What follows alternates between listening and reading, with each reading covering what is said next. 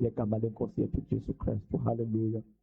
Sibingelele abantu abasha bonke enkonzweni yabantu abasha ngegama lika Jesu Kristu. Haleluya.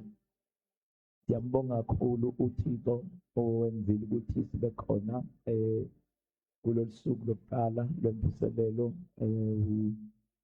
Siyambonga ukuthi uThixo wenzile ukuthi safika. Sibonga nemithandazo yebandla. Siyazi ukuthi kusukela mhlazana kwaphuma isimemezelo ukuthi ngale date kuzoqala inkonzo yabantu abasha. Siyazi ukuthi abazalwane abasha, omama, otata bebeloko besithandazela. Siyabonga kakhulu imithandazo yebandla yenze ukuthi sikwazi ukuthi sibe khona ngale mini namhlanje. Siyayibonga kakhulu imithandazo. Also sithanda ukubonga babafundisi uMdluli together ne-leadership ngethuba abasipha lona ukuthi basamukele ukuthi sizokhonza ibandla. We know very well ukuthi amen, the authority is in the leadership of the church. Noma bangaplana abantu abasha, but if the leadership is not pleased, uma i-leadership ibone kungekho kuhle ukuthi lowo muntu eze, i-leadership inawo onke ama-powers ukuthi ammise lowo muntu. So-ke siyabonga kakhulu babamfundisi ne-leadership ukuthi nisivumele. Also sibonge kwi-leadership yabantu abasha nabantu abasha bonke ukuthi ekuhleleni kwabo nasekuthandazeni kwabo babona ukuthi ikhona into esingeza nathi sizoyicontributor enkonzweni yabo. Siyabonga kakhulu egameni lenkosi yethu Jesu Kristu waseNazaretha. Haleluya. Asithathi kancane, asithathi for granted at all. We know ukuthi bakhona abashumayeli nalapha ekhaya, bakhona abashumayeli in the Zululand, bakhona abashumayeli in the KZN. Hallelujah. It was not a obligation ukuthi baze bayothatha umuntu le ngaphesheya njengoba bethu baba ethi ngaphesheya kuzowathi bafuna ukuphikisa abantu mabethu baba ngisuka phesheya. Amen. Amen. Amen. Phela ngisuka phesheya everywhere ingaphesheya. Nami njengoba ngimela ngingaphesheya. Amen. Angithi ngingaphesheya. There is a border here, so kuthi ukuthi ngingaphesheya. So everywhere ingaphesheya nasemtuba ingaphesheya. I'm sure there is a river or crossayo or a bridge or anything. Hallelujah. Hallelujah. Amen. So ke ibuya ngaphesheya ke. Amen. So ke siyabonga kakhulu bathandekayo. We trust God for a wonderful time ebukhoneni benkosi sikhonza fellowship. Siyamkhola uNkulunkulu ukuthi uzosipha imvuselelo. Hallelujah. Ezinhlizweni zethu ngabanye nasebandleni nakubantu bonke ngegama lenkosi yethu Jesu Kristu. Hallelujah. Because it's one of the reason ukuthi sihlangane ukuthi si-allow uNkulunkulu avele phakathi kwethu. Hallelujah. Yeah, it's to allow God ukuthi avele in our fellowship. iBhayibheli mayithi do not neglect the fellowship. Ithi ningakuyili izibili ngesixhosa. I'm sure yesulu ithi ningakwaleli ukuhlangana or something, but it's Hebrews chapter 10 verse number 25. Ithi ningakwaleli ukuhlangana. Amen. Ningakuvimbeli. That's it. Ningakuvimbeli. So iBhayibheli ikhuthaza ukuthi sihlangane because ekuhlanganeni that is the platform ukuthi uNkulunkulu asebenze ezimpilweni zethu. Amen. I-platform ukuthi uThixo sihlangane naye. Ekuhlanganeni it's a platform ukuthi si-encounter uNkulunkulu. We encounter God in fellowship. Amen. And when we encounter God, there are channels uNkulunkulu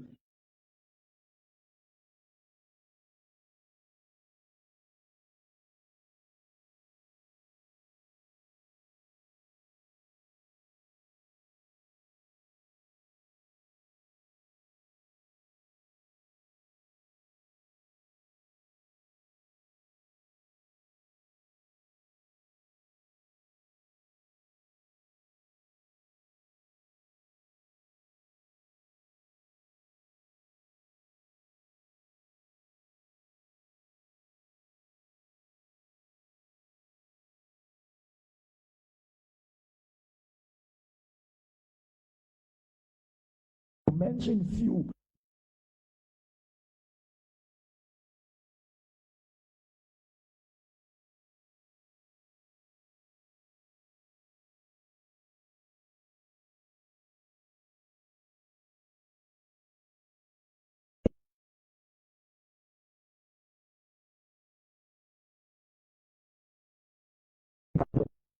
So uvela kwi-prayer emkhulekweni in prayer. Uma engavelanga kwi-prayer uvela kwi-prophet uma ministries. Yes, let me start mangithi nje kuma ministries, but I can call it the prophetic, ukusebenza kweziphiwo, uvela kusebenza kweziphiwo. So those are the basic channels uNkulunkulu avela ngazo. Ayikho important kunenye, ziyafana, zizinto ezenza inkonzo zonke. Ayikho important kunenye, ayikho weak kunenye.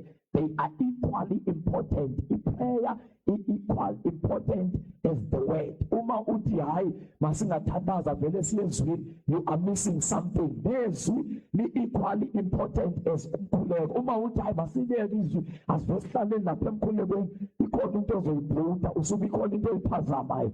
Nendumiso is equally important. Indumiso important, isemqoka equally ngezwi. So into ezenza lezi kuthiwe inkonzo ukukhonza. Uma ususa enye phakathi kwalezinto, ayisikho ukukhonza kweBhayibheli, ayisikho ukukhonza okugcweleyo, ukukhonza okushotayo. So that because we have enye uNkulunkulu ayenzayo, mhlawumbe ingasakwazi ukurivesa mhlawumbe seqale yashumayela. Enye yezinto uNkulunkulu ayenzayo in these latter days, kule nsuku esiphila kuzo, is to bring a revival, ukuletha imvuselelo ebandleni. Mina mangithi ebandleni, I'm speaking in the universal church, in the body of Christ, emzimbeni kaKristu.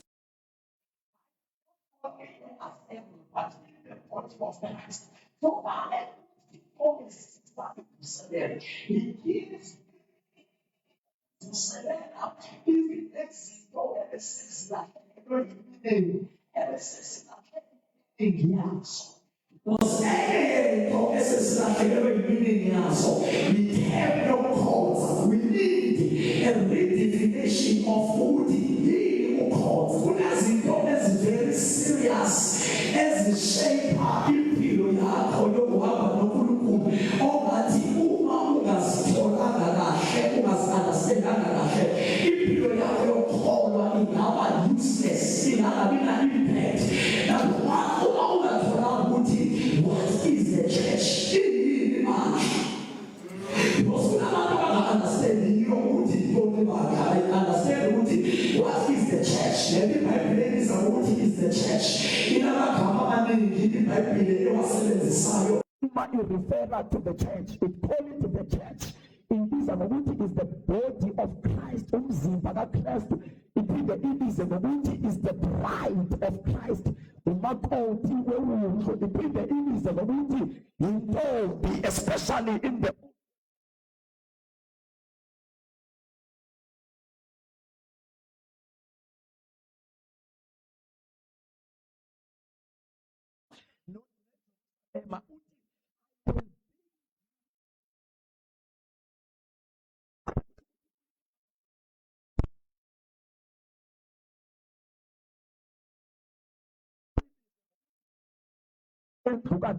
all those are the terms amagama asetshenziswa around the Bible from Genesis to Revelation. Aso ibandla aphinde alibize ngokuthi is the house. Uthi lapha ku 1 Peter chapter 2 verse number 5, uthi nani njengamatshe angawomoya yakhekani nibe yindlu kamoya. Uthi also the church is the spiritual house. So namagama lawa uNkulunkulu awasebenzisayo when he refers to the church, he calls the church a spiritual house. He calls the church his virgin, a virgin. He calls the church his bride. He calls the church his body, the body of Christ. He calls the church the mountain of the house. That's why the Hebrews chapter number 12 verse 23 ukuya ku-26 uzoshinda wethi anifika ngentabeni ephathekayo njengeHerod or iSinayi uthi nifike eZayoni, nifike kwiJerusalema yasemazulwini. Kuthi ukuthi ibandla ulibiza njengentaba. It's also called as intaba. But ipoint yami sengifika lapho ukuthi sine-wrong understanding about ibandla. Abantu bakhuluma ngebandla, abanye bacabanga ukuthi igroup yabatsha, abanye bacabanga ukuthi igroup yomama, abanye bacabanga ukuthi igroup yobaba, abanye bacabanga ukuthi i-Assemblies of God back to God, abanye bacabanga ukuthi i-Faith Mission, abanye bacabanga ukuthi i-Azusa Ministries, abanye bacabanga ukuthi i-Body of Christ Ministries. All those are the denomination, the Assemblies of God. Ayisilona ibandla, but ingxenye yabantu abasebandleni. The-Assemblies of God ayisobandla likaKristu, but is the part. Awukho sebandleni because it's assemblies. So mangibuza ukuthi yini ibandla, urongo mawuthi ibandla i-Assemblies of God back to God. Kunabantu ke abacabanga ukuthi ibandla i-Assemblies of God back to God. As a result, ecabangweni wabo baso ukuthi bonke abanye abantu abakhonza kwezinye inkonzo bayesihogweni, abantu abayezulwini i-Assemblies of God. Ngoba ngesindabo ibandla i-Assemblies of God back to God. So there is still a lot that we need to redefine. We need to be taught issue. We need to be preached to according to the Bible. Ukuthi liyini ibandla ngokwebhayibheli, liyini kunabantu very sure baso ukuthi inkonzo yezulwini inye i-Assemblies of God back to God. As a result, abambingelele nombingelele umuntu okhonza kwelinye ibandla CBC abangeke, kunabantu ngeke babuze uNkulunkulu uma bengaya. Ngisho mina ungafika, God forbid ngeke yenzeke lento engizoyisho, ngenza nje isibonelo. Ngisho mina ungafika i-disaster ithathe kube kukhona inkonzo yase-Faith Mission, kunabantu abangakhetha ukuhlala endlini kuze kuphela unyaka bengayi enkonzweni ngoba besaba ukuya kwenye inkonzo engasiyi i-Assemblies of God, because lesingabo inkonzo e-right nenkonzo engcono nenkonzo elungile i-Assemblies of God back to God.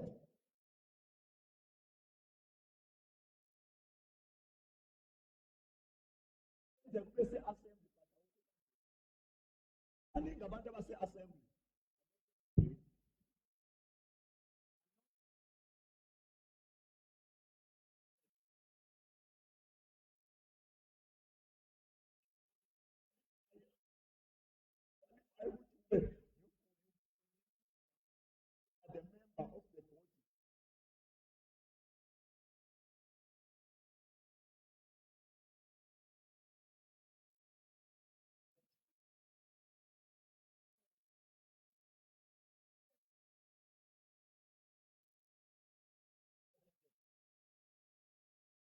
the member of the body.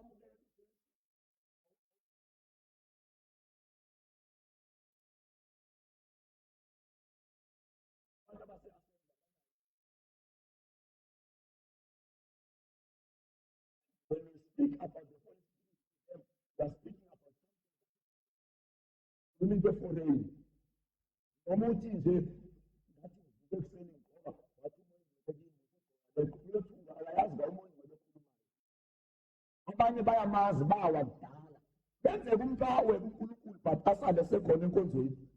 Ilokhu inkonzo imkhuphule izimkhethe abe leadership but wawakudala. Akasena relationship with the Holy Spirit. Walahlekelwa umoya oyingcwele. Isekhonza isonto nase-Assemblies of God. So you cannot say you are in the body. Hallelujah.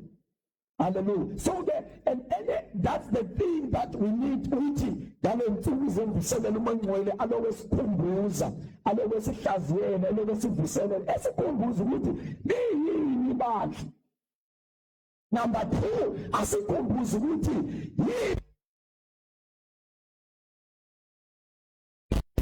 njengoba sikhonza on Monday, siyakhonza Tuesday, njalo siyakhonza. Yini purpose yokukhonza? What is the purpose? Ngoba abantu balahlekelwe i-purpose yokukhonza, bacabangela ukuthi sikhonza silungiselela i-convention. Yabona uma sihamba nabantu abakhonza ngoba belungiselela i-convention, belungiselela umini i-convention, bazoya kumini kodwa bangayo ezulwini. Ngizoyipasa imini, but makufika isikhathi sokuthi kuyiwe ezulwini uliphose izulu ngoba you were not prepared for the heaven. Bawulokhu prepare for umini, bawulokhu prepare for i-convention, bawulokhu prepare for ikota, but you were never prepared for God. So every purpose yokukhonza ukuthi siprepare for uNkulunkulu, sibe right for uNkulunkulu, sibe prepared for God, sibe kahle noNkulunkulu. That is the purpose of God. That is the purpose of God.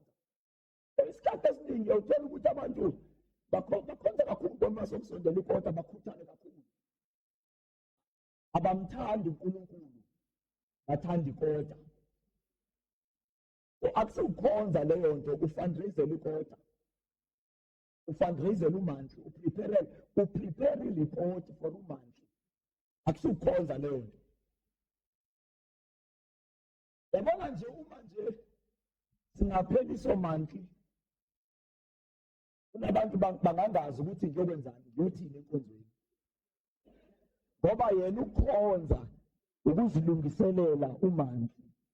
But enakekho wrong, into afike wayifunda. Phela ngisho umuntu, yabona nginomfana nje una 2 years, bekaqeda 2 years last week. Uma ndingamthatha ngimhlalise kwaZulu, azabe na 5 years, domfike ekhuluma isiZulu noma engumXhosa. Why? Ngoba ukhule uthe ephaphama, waphaphama ukukhuluma isiZulu. Naye wenza njani? Wakhuluma lento ekhulunywayo.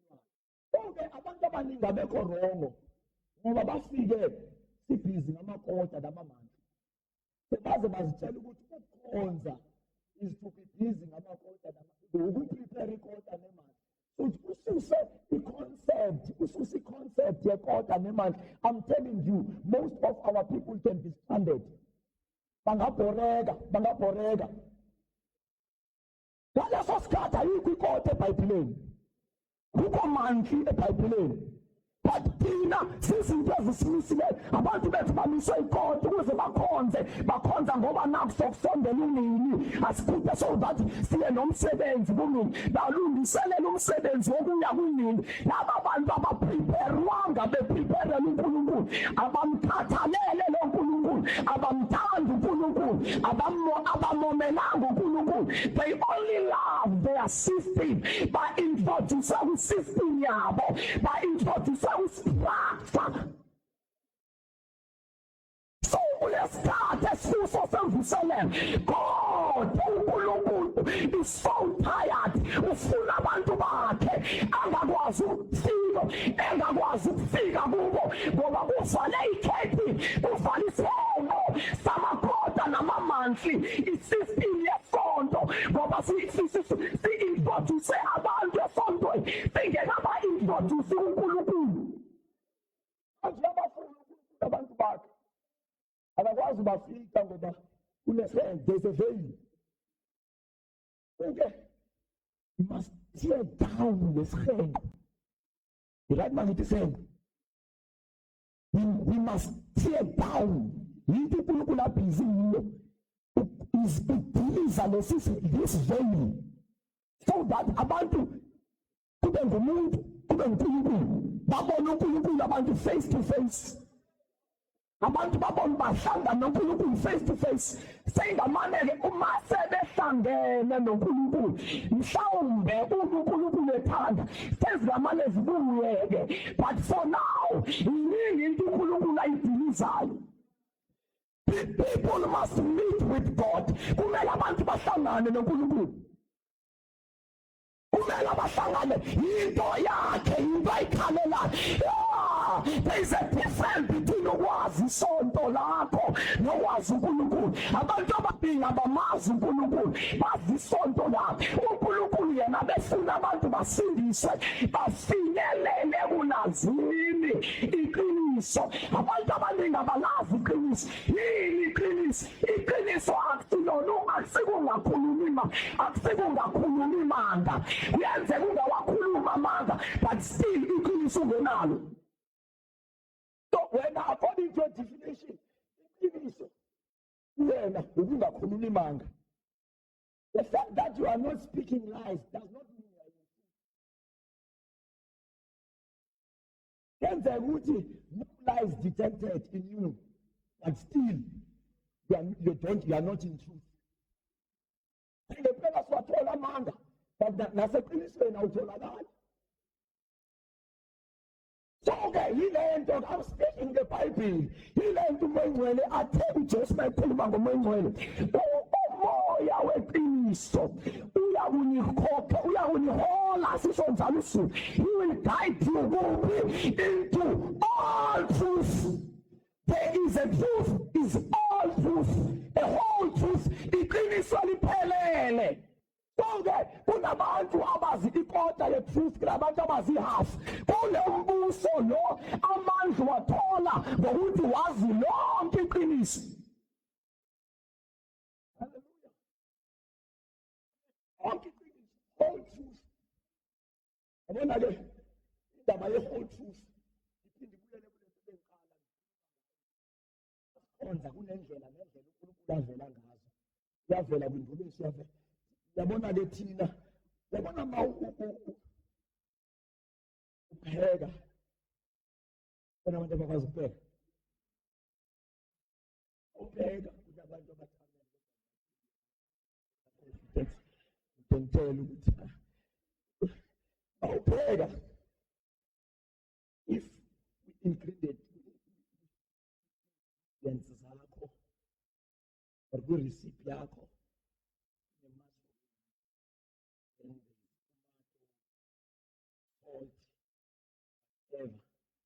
into nganye, there is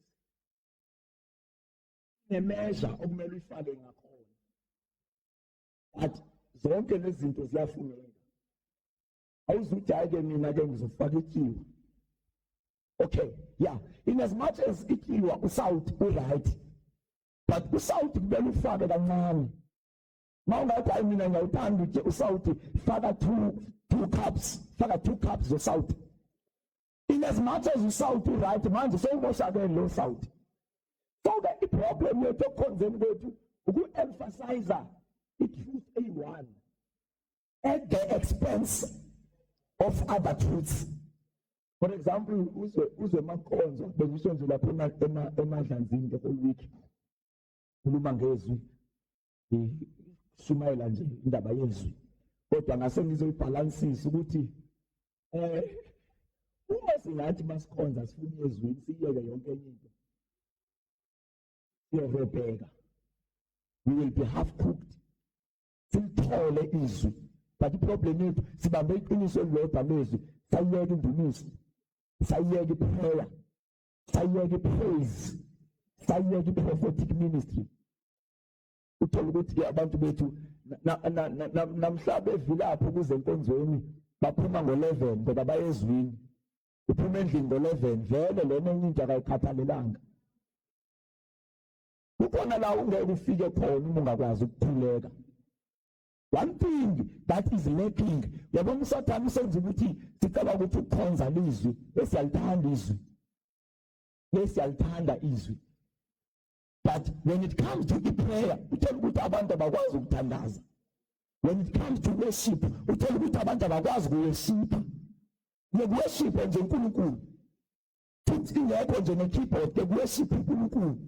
Uma mina ngendumiso nje ne-egqobhozelayo uzwe ukuthi uNkulunkulu uze wapay attention, wabheke emhlabeni ngobeza ukuthi esikhawini kunabantu abamdumisayo. So we are lacking in that kind of worship because ukukhonza kwethu into emphasizwayo yinye.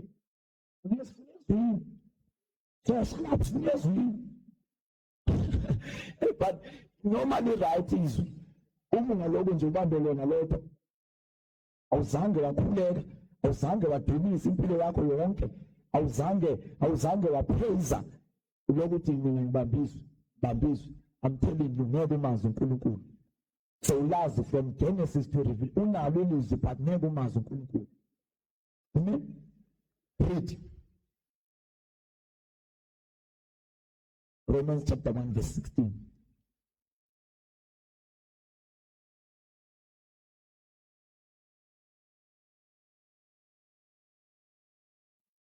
Romans chapter 1 verse number 16.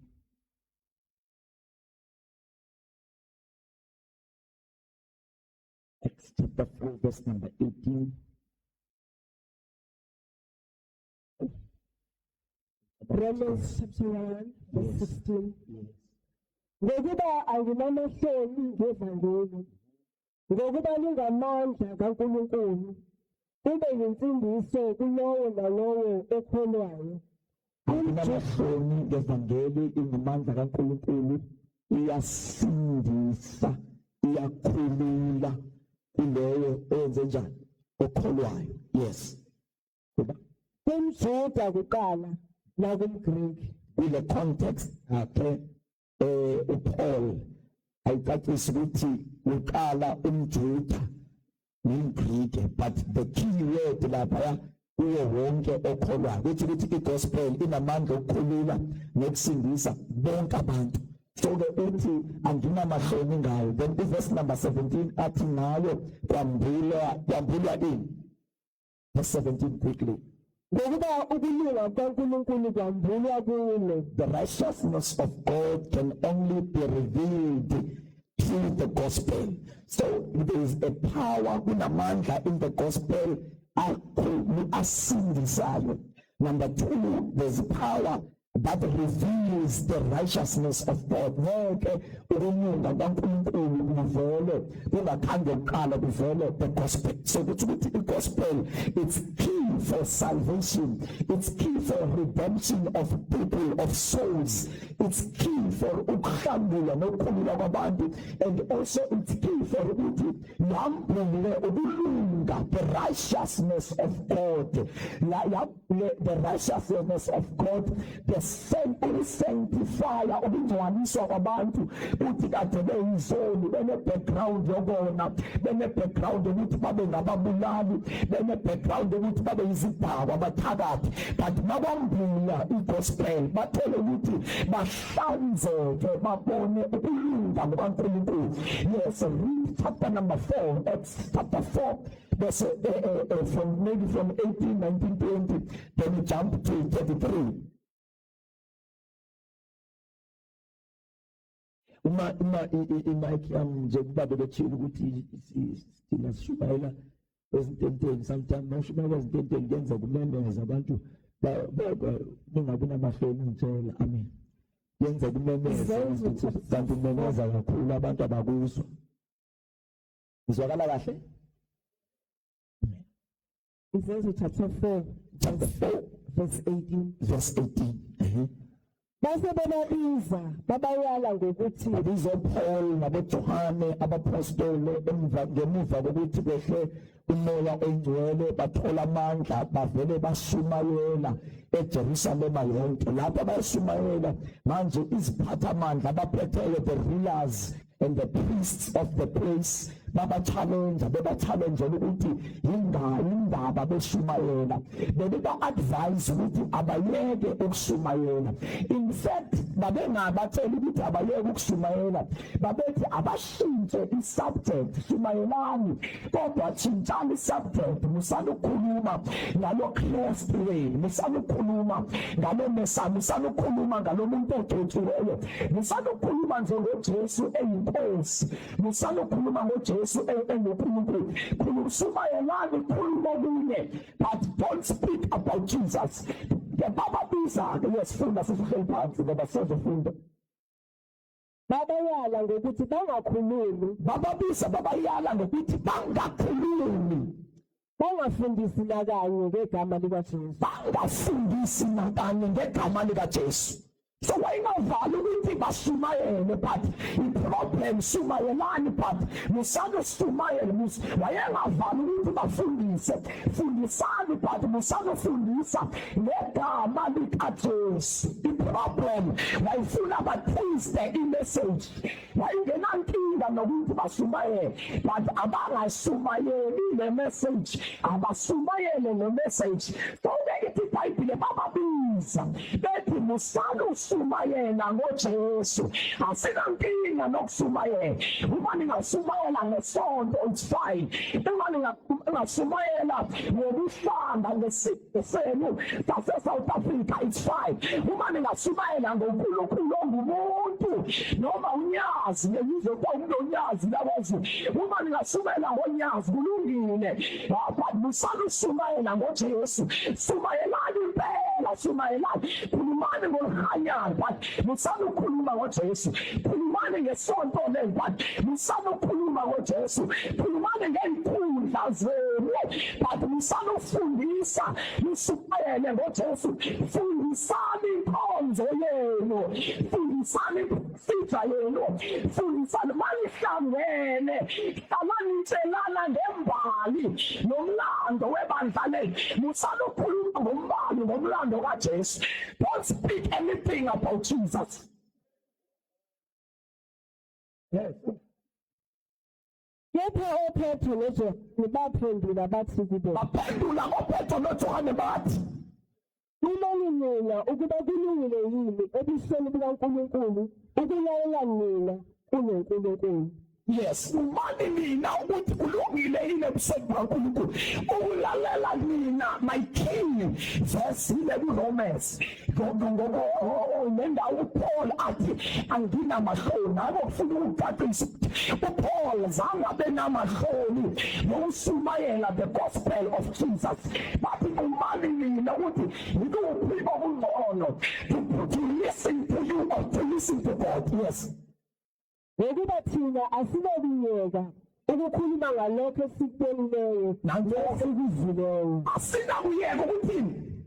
Ukukhuluma ngalokho esikubonile. I-problem yabo babesebebonile, babesele bezwile. There is something that they have seen, there is something that they had heard. Kunento abayizwile, kunento abayibonile, and babengakwazi ukuzisiza nabo. Yayiseyingasayekeki ngoba kunento abayibonile, kunento abayizwile. So njengoba sikhonza, injongo yokuthi sikhonze senzela ukuthi abantu babone futhi abantu bezwe. Yini le bayibonayo? Kumele abantu babone uJesu, kumele abantu bezwe uJesu, kumele abantu babone uNkulunkulu, kumele abantu bezwe uNkulunkulu, kumele abantu babone, bahlangane nomoya oyingcwele, kumele abantu bezwe umoya oyingcwele. When people come to the experience of the fullness of God, ukuphelela kuNkulunkulu, akwenzeki ukuthi babe namahloni, bathule ngevangeli, badidibale ngevangeli, babesalo ngevangeli. Akwenzeki ukuthi bangabi nento yokukhuluma about the gospel.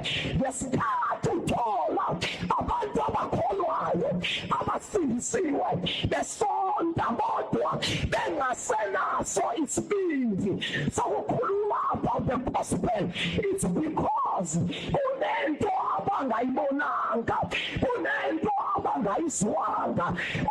Abantu bengabonanga, abantu bengazwanga, bayazipulela nje, bahamba isonto labo, bahamba ama-groups abo, bathule about the gospel. Kanti into eyakazisa umkhathi, it's when people preach the gospel, it's when people befakaza nge-gospel, it's when people befundisa nge-gospel. Uma ingafundiswa, uma ingasunyayelwa, uma ingafakazelwa, amandla ayo ayathula. Amandla evangeli avela mawufundisa ufundiswa ngevangeli. Amandla evangeli avela makushunyayela ngevangeli. Amandla evangeli avela makufakazwa ngevangeli. Wena abantu bekhetha ukuthula basonte benze into zabo bajikeleze imijikelezo yabo, leyo nto leyo ayunyakazisa umkhathi, ayimhlukumisi usathane, ayimsabisi usathane. Into usathane ayigadile nento ayisabayo. Kulapho kukhulunywa ngoJesu, kulapho kufundiswa ngoJesu, kulapho kushunyayelwa ngoJesu, kulapho kufakazwa ngoJesu. Into eqede amandla ethu ukuthi sihambe nje kuJesu, simenzela sikhuluma ngoJesu phasing, into nje yokudlula. Kodwa lapho siyakhona siya esontweni isikhathi esiningi sibhizi ngesonto lethu. Ngisho mina neyeplani yethu igcwele into zesonto, hhayi ezombuso, hhayi ezedoktrine kaJesu. That's why uNkulunkulu bazalwane akaphoqelile ukuthi afakaze ngamandla akhe, afakazele isonto lethu, afakazele into zethu. Amandla kaNkulunkulu afakazele iBhayibhile. Ngesikhathi abantu behlala eBhayibhelini uNkulunkulu uyafakaza. Ngesikhathi abantu beba consistent about the doctrine of the Bible, teaching about Jesus, speaking about God, speaking about the Holy Spirit, then the Holy Spirit is obliged to confirm. Jesus. No, ngaqala ukushumayela esitratweni, ngishumayela nge-loudspeaker. So azange ngayijwayela indaba ka-amen. Noma engekho amen, noma ekhona angimotivate ayilutho ukuze ngishumayele. Ngishumayela ngoba ngithiswa imessage enginikwe uNkulunkulu. So don't worry, don't feel pity about myself. Mina ngimotivate ayilutho. I preach because I have the message. Eyenza ukuthi abantu bangabi nawo amandla, it's because abatholanga amandla egospel, aba-introducewanga kwigospel. Abantu Paul mhlawumbe ke asivalela uthi Paul anginamahloni ngevangeli. Namahloni uPaul akhuluma ngawo amahloni emotional feeling, akakhulumi ngokubasayi, but uPaul mabethi anginamahloni ngevangeli ebethi ayikho into engivimbelayo ukuthi ngingashumayeli. I am in good standing, I am qualified, I am authorized to preach the gospel, I am equipped, I am capacitated, I am developed to preach the gospel. Into eyenza abantu babe namahloni, namahloni uPaul akhuluma ngayo, akakhulumi ngokubasayi, akakhulumi nge-emotional feeling yokusaba abantu. Abantu bake ubabone ukuthi balive, ubone ukuthi this person is open, ubone noma sekudanswa udansa kakhulu, but into angayenzi ukushumayela ivangeli. Yonke into iyayenza, uba naso isibindi sokwenza yonke into, but into angenasibindi sokuyenza i-gospel. Do you know why? It's because i-gospel ayifani nezinye izinto. Ungawuthatha umnikelo noba ungawatholanga amandla, ungayifunda ireport nowesatholanga amandla, but makuza ekushumayeleni nasekufakazeni ngevangeli kudingeka amandla. Ukhuluma ngesonto, ukhanvasele isonto lakho, leyo nto ungayenza, kodwa ngeke ushumayele engekho amandla. Into eyenza ukuthi-ke angabikho amandla ukungabunjwa kukaKristu. Into eyenza ukuthi uKristu angabunjwa transformation. I-transformation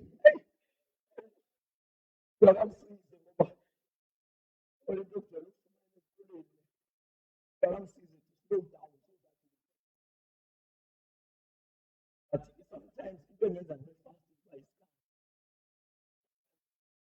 Listen, I want to cover your capacity with feeling not because of success. Yes, so angisize ngithi mangibheka isikhathi ngizizwe ngi-under pressure ngibuye ngizibone sengigijima. Amen. But into eyenza ukuthi abantu babe namahloni, there are three things eyenza ukuthi abantu bangakwazi ushumayela igospel. Maybe sokuqhubeka ngazo. Number one, ngeke ushumayele igospel when you have not got the character. Uqala nje yabona manje ku-character of Christ, it's automatic. Noma ungafosta ngeke uhambe kakhulu namanga ukuthi as long as ufosta engekabunjwa. So number one, masizibhale zoyi-3 mhlawumbe zoziyela 5 minutes but uma uPaul esithi anginabahloni ngevangeli wayesho ukuthi I have the character of Christ. It doesn't ukuthi abantu babe namahloni. Ukuba namahloni ke la kutho ukuthi ungabi na qualification, kusho ukuba disqualified, kusho ukuthi ungamethi requirements. Manje Paul anginamahloni wayesithi yazimita i-requirements. I am legalized. No Satan noma ngeza ngeke athole lutho. Yile nto ayisho Paul malethi anginamahloni wayesho ukuthi no, from this side, from this side, I am in good standing with God. Because when you are in good standing with God, you become encouraged to preach about Jesus, to preach the gospel. Usumayele ngoNkulunkulu engekho kuwe, usumayele ngeholiness ingekho kuwe, usumayele ngothando ingekho kuwe. Into eyenza abantu badebezela ukushumayela ivangeli ingoba likho kubo. Abanama-position, une-position bhatalanayo igospel, unesikhundla bhatalanayo igospel, une-voice bhatalanayo igospel. Yabona nje uma une-voice efana ngeyami ubane yakhe enkonzweni awumvangeli. Une-voice ebold.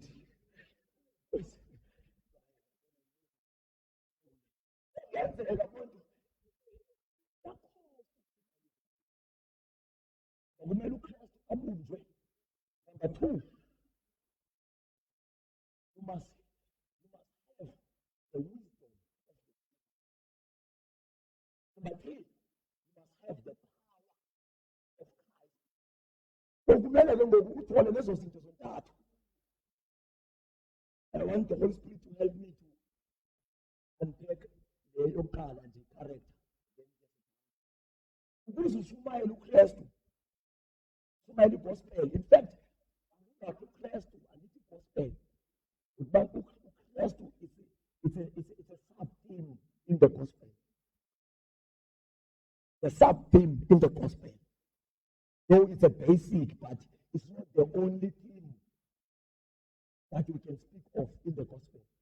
So okay, because you must be the character of Christ, the wisdom of Christ, or the wisdom of the Spirit, and the power of Christ, or the power of the Spirit. Lezi zontathu mazidibana ziyakulegaliza, zisusa amahloni, ziyakususa kule bracket, ziyakususa kule group okuthiwa ayifanele ukushumayela ivangeli. But once you have the character of Christ, you have the wisdom of Christ, and then you have the power of Christ, ngeke uthunywe ukuthi shumayela. I'm telling you, kunento ezovuka la ngaphakathi kwakho ithi hamba uyoshumayela. The problem abantu Sumayeli, but they don't have the character, they don't have the wisdom of the Spirit, and they don't have the power of the Spirit. Yes, izinto ke abantu abaziboni automatically. Ukuze abantu bazibone lezi zinto, they must be subjected to a local church where there is a teaching priest lapho kufundiswa khona, kufundiswa i-gospel, okufundisa i-gospel kuzisa i-transformation. When the gospel is taught, iletha i-transformation kulaba abayifundiswayo, ngoba i-gospel ilizwi likaThixo, iletha i-transformation kulaba abalamukelayo. The more ifundiswa laba abalamukelayo, they become transformed. I-transformation isenzeko sowushintsha ngomuntu eya efana noKristu, eya efana noJesu, hayi efana nomfundisi, hayi efana nensizwa zase-assembly or osisi base-assembly. I-standard is Jesus. When we preach, we teach, our end goal ukuthi abantu bafane noJesu, hayi bafane nobaba base-assembly. Asiphilwanga ukwenza ama-assembly, senza amaKristu, senza abantu abafana noKristu. So uma ingekho i-teaching, abantu bazenze uNkulunkulu ukwenza isonto. It's easy to produce a member of the assembly. It's easy to produce a member of any organization. Ideology, organization. But kunzima ukutransmit igospel. Uthola ukuthi thina sicela ukuthi siyakhonza amazembulo. Saqala nje ukwenza abafundi bakaKristu. And mase senza abafundi bakaKristu,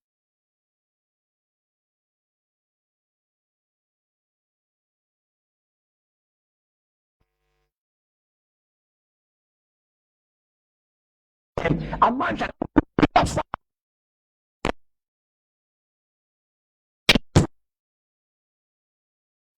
assist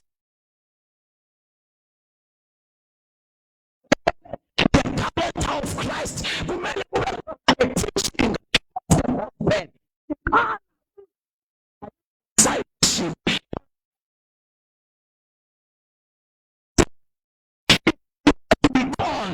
discipleship. A discipleship is the first step. Ukulekelela abantu ukuthi ba experience transformation, babe transformed. Ukuba transformed ukufana noKristu, ukuba transformed ikwenzeka through the Holy Spirit in partnership with the Word of God. When you want umuntu ukuthi abe transformed, kumele abe khona uMngcwele, kumele kukhona ukufundiswa kwezwi, ngoba izwi lihambela in the spirit of the mind, liya engqondweni, lishintsha umqondo wakho, ngoba i-gospel it must target your mind, it must impact your mind, it must change your mind. Uma ushintsha umqondo, i-mindset yakho, ingakho noJesu wathi akube ibani nomqondo. uJesu wayeUJesu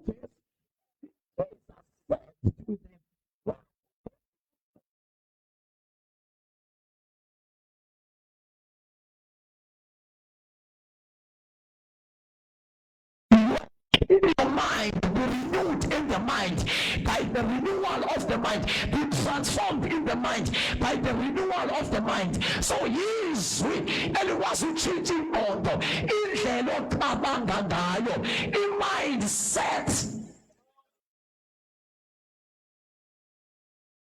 Esikhaweni une-mindset yakwaZulu, kumele izwi likhuphe umqondo kwaZulu lifake umqondo kaKristu. So ke loo nto yenzeka ke, number 1 kumele ube kanti ufundisiwe izwi.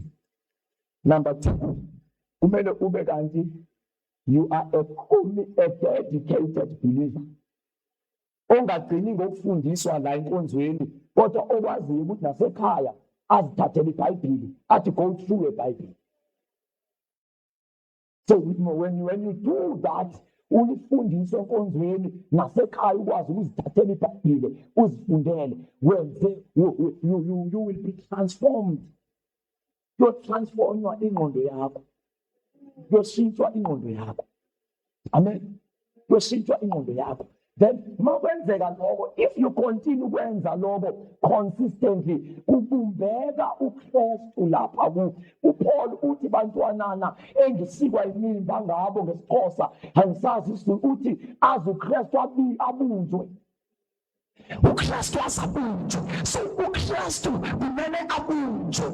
So isteps ezilidishene ukuthini abantu bakwazi ukushumayela ivangeli ukuthi uKristu ubunjiwe na ngaphakathi kwabo. Because egospel, here is another thing says Father, egospel ayisindisi kuphela, but egospel after sindisiwe must be transformed. After transformed, you must be aligned, the spiritual alignment. After alignment, there must be empowerment. Amandla, that is where you can manifest the power of God and the person of God. So uPaul wayezithole zonke lezi zinto, wayingakho ekwazi ukuma athi anginamahloni ngevangeli ngoba lingamandla. We have a problem in our time. We need uNkulunkulu ukuthi asibuyisele ivangeli ngoba makengekho amandla. That is a message to say igospel ayikho, akwenzeki kube khona igospel amandla angabikho. Once yabakhona igospel ngokudwala kwayo, ngokuphelela kwayo, amandla abakhona. Once umuntu athola igospel uba namandla, and amandla indlela yokuqala avela ngayo lo muntu azothola isibindi sokufakaza nokushumayela ngoJesu. I don't know igospel yale mihla esiphila kuyo ukuthi abantu bayithola kanjani, ngoba sibona abantu beyithola bebasha babuye bazohlala esontweni kuphelele lapho, abasafakazi ngoJesu, abashumayeli ngoJesu. There is nothing eyambulwayo by the Holy Spirit. And then you begin to ask yourself, ingabe sithole ivangeli na noma sithole isonto lase Assemblies of God? Why are we so silent? Into engiyazi ngevangeli, angiyazi kugogo ukuthi yenzani. Ngayithola ngingumfana ona 20-year-old, but mayifike mfanele ona 20, mayifike kahle yenza ukuthi ushintshe indlela abona ngayo, ushintshe indlela ahamba ngayo, bese kuba lento eshisa ngaphakathi ethi khuluma ngalento oyithole, tshela abangani ngalento oyithole, tshela umakhelwane ngalento oyithole, tshela abantu ngalento oyithole. Why are we so silent? Ingoba asitholanga igospel, sathola isonto, sikude esontweni, sikude ekubatheni incwadi, sikude kumakomiti, kodwa lapha ngaphandle asisenabo abantu uJesu uyaphila, uJesu uyasindisa. Asinawo amantombazane awuthi noma omunye ewa eklasini egula athi angimkhulekele abize igama likaJesu. Sinabantu abangawazi amandla kaNkulunkulu, sinabantu abasabayo ngokukhuluma ngoJesu ngoba bayitholanga igospel.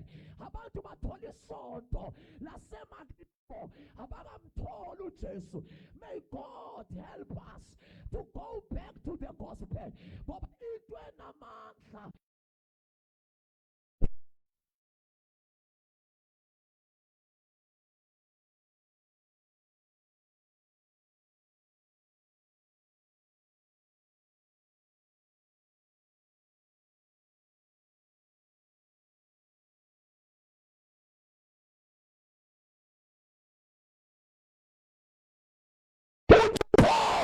Anginamahloni evangeli kaKristu ngoba lingamandla. Maso ithole kahle. This no, I'm talking. This is a very sad truth. Okumele soyikhulekela. Le vangeli abantu abayithola manje akuseyiyo.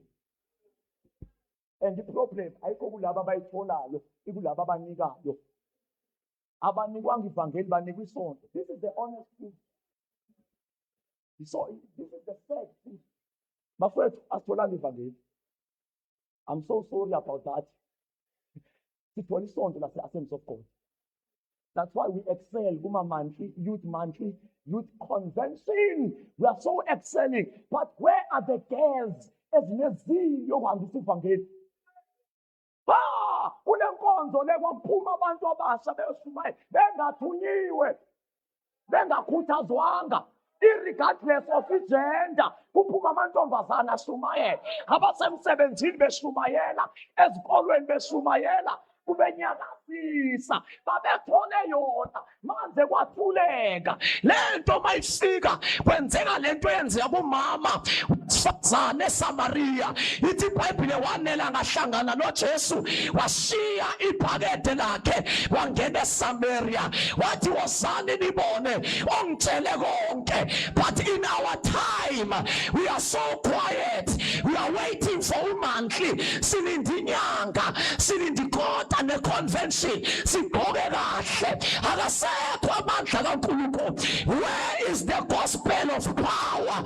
Iphi ivangeli yamandla eyayisenza osisi bangena house to house, beqala ukukhuleka emizini, bafike bathandaze, bashumayela uJesu, abantu bathatha uJesu, ziprofete, aprofeta amantombazana phezu kwekhaya elimpofu eliphethwe umoya wepoverty, baprofete, bakhipha umoya wepoverty, bafike phezu kwekhaya elibanjwa umoya wabathakathi, bafike bangene kwi-warfare, basebenzisa izikhali zabo zakwamoya, balwe nomoya we-witchcraft obambela ikhaya, likhululeke ikhaya ngesonto. Ubona ugogo wekhaya ebuza ukuthi nikhonzaphi, ngihamba nani, ngiyanilandela. The gospel was still in his power. So kwaba yabantu abahle abagqoka ama-3-piece belinde convention, begqoka ama-weave belinde convention. No power. And the problem ayikho kubona, iproblem ikulaba ababanika, problem isekhaya, vele ekhaya labantu abafundiswanga uKristu, vele ekhaya labantu, they were never equipped to be the preachers of the gospel. They were never capacitated to be the preachers of the gospel. Ekhaya batshelwa ngama-groups. You group your baba, you group your mama. Monthly, there is no time okwenza the ministers. There is no time yokushintsha abantu bathwala amandla kaKristu. The world is dying. Bapha abantu abazophakama bembukelwe revelation of the gospel. Bethi ngeke sithule kunje kodwa siphethe into enamandla. Ngeke sithule sibuka abantu befa kodwa siphethe ikhambi, sithule nalo leli khambi, siyasonta nalo nalapho ekusonteni kwethu there is no more power. There is no more power in this church. Babeprofeta abantu abatsha babeprofeta la. Ogogo balenkonzo babebona, bekwazi ukubona, bebona ngamehlo kamoya. Isesemandleni, ingeka drive ngabantu beyiphethe isizulu inkonzo, isaphathwe ngumoya oyingcwele. Abantu besene freedom yokuzi express in the spirit. Hayi manje sebecontrolwa, bephethwe nge-remote. Ibandla alisuke ezandleni zabantu, liyahluleka. Maliphethwe abantu liba namandla, maliphethwe nguNkulunkulu. Let us take the church back to God. Ngeke sikwazi ukuthi sife sinento enkulu kangaka. Ngeke. Let us take the church back to God. And ukuze ibandla liphakame kumele uphakama abasha. Makefika uJesu makefika emhlabeni enza abafundi bakhe. Abafundi bakaJesu babena 13 years. 15 years. Omdala wayena 20 kade uPeter. uPeter was the eldest. Ngesikhathi kwakhe uHoly Spirit, uJohn una 18, John the Baptist, uJames una 16 years. Lo waze wanqunywa kuchapter number 12 una 16 years. Why sigcina abantu la?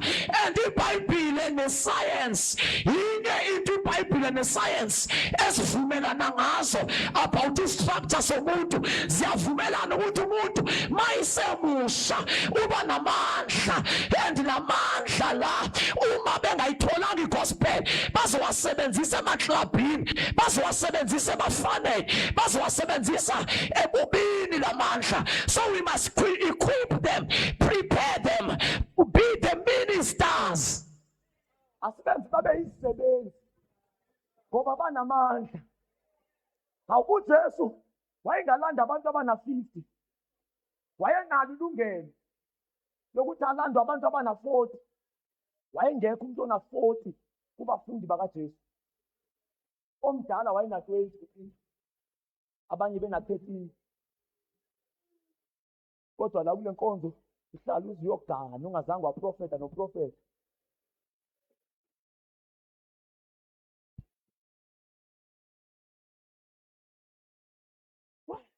Where have we missed it?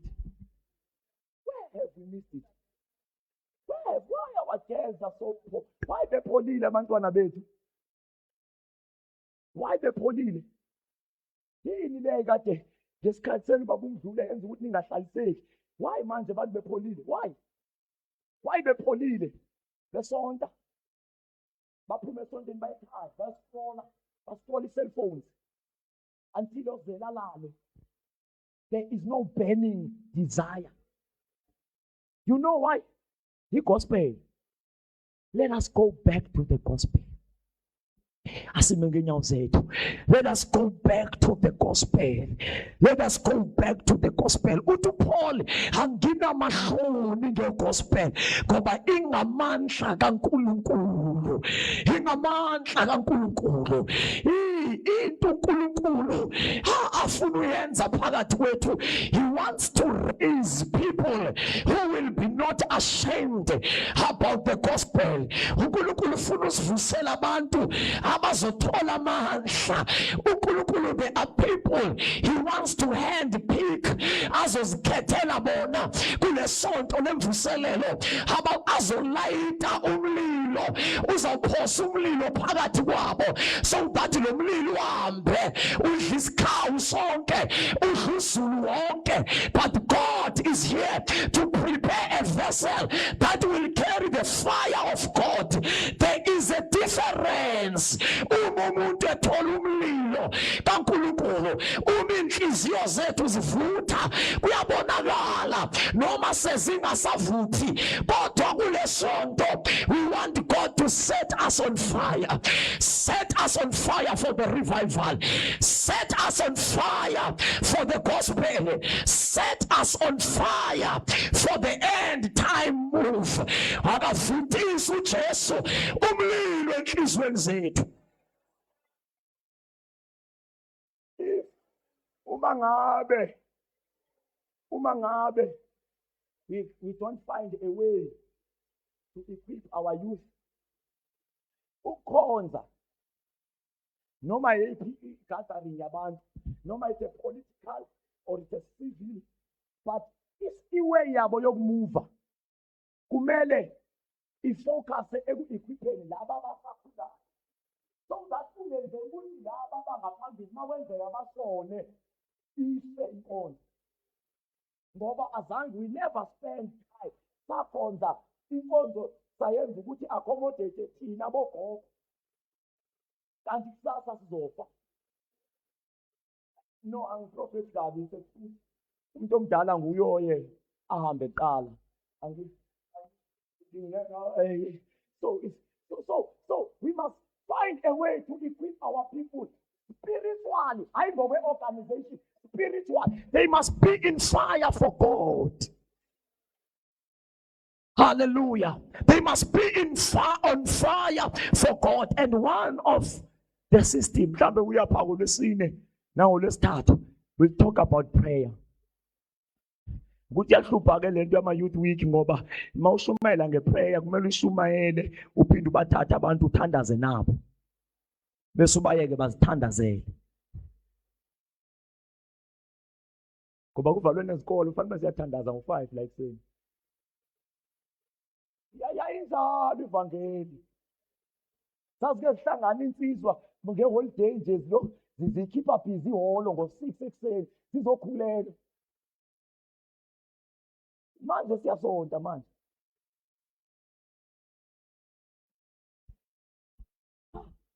Insizwa ngeholiday kuze kuvula isikolo azange niyazokwenza isuku la lokukhuleka.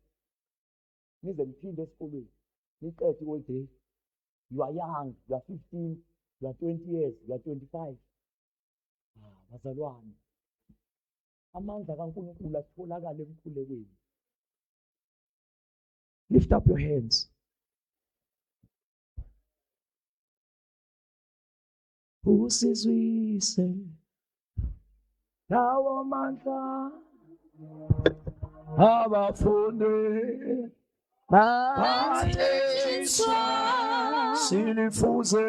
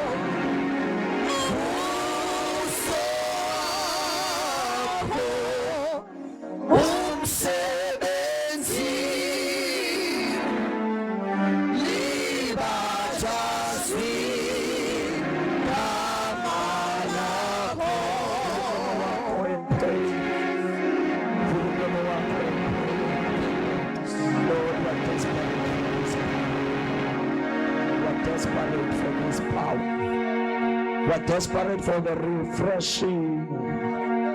We are desperate for the ignition.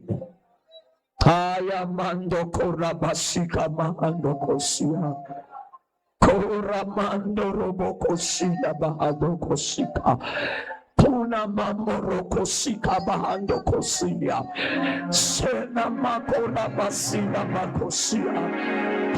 Mamando kosika matana mahado rekepe amando kosina bahasa reba baba basika pura mando koseke peni mahanda sela makora babasia handa basika pura mando kapaya kana basika pura mama kosaka pata rekepende beli hando kosika send your power set us fire pura pasika pate paya sele peka pata paya rekepenta pakora basika yes Holy Spirit.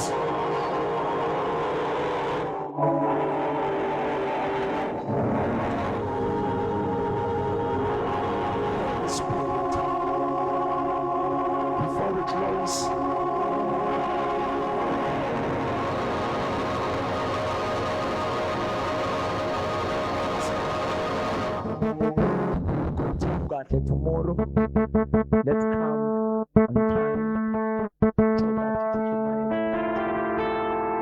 so we just cool it. But before we close, pray for the sick on Thursday. On Thursday, so